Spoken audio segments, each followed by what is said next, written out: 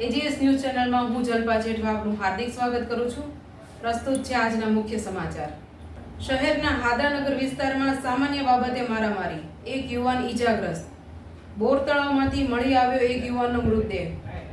શહેરના સરટી હોસ્પિટલની બેદરકારીનો નમૂનો સામે આવ્યો।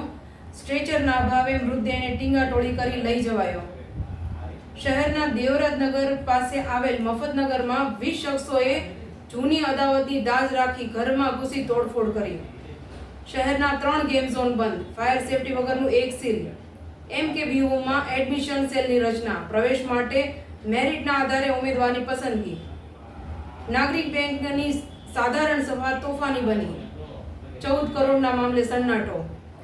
રાજ્યના શિક્ષણ વિભાગના ઠરાવની અવગણના, 2009 પછી ગ્રાન્ટેડ શાળાઓમાં ક્લાર્કની ભરતી ટલ્લે ચડી।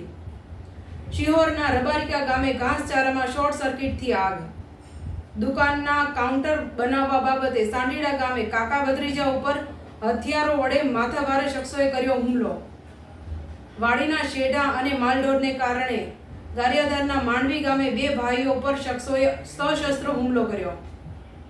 વલભીપુરના ખેડૂતો ગંધાતા પાણીથી પરેશાન, કેલો નદીમાં ઠલવાતું ગટરનું પાણી। હવામાન વિભાગની આગાહી, રેમલ ચક્રવાતની અસરના કારણે ગુજરાત રાજ્યના ભાવનગર, મહીસાગર, દાહોદ, છોટાઉદેપુર, નર્મદા, તાપી અને પંચમહાલ જિલ્લામાં હળવા વરસાદની સંભાવના।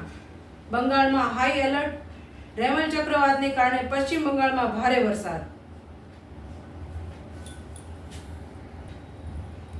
દિલ્હીના ચાઇલ્ડ કેર હોસ્પિટલમાં ઓક્સિજન સિલિન્ડર બ્લાસ્ટ થતાં 7 શિશુના મોત, 12 શિશુ ગંભીર। NGOનો સર્વે, ભારતના યુવા વર્ગમાં કેન્સરના પ્રમાણમાં વધારો। હિમાલયમાં મોસમી પરિવર્તનને લઈ બદ્રીનાથ જતા 17 યાત્રાળુઓના મોત। કન્ઝર્વેટિવ સરકાર બનશે તો યુવાઓ માટે સૈન્ય સેવા ફરજિયાત, ઋષિ સુનક।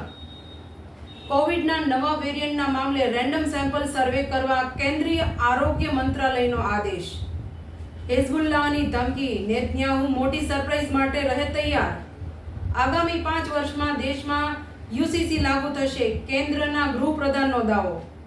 પાપુઆ ન્યૂગિનીમાં ભૂકંપ, 670ના મોત।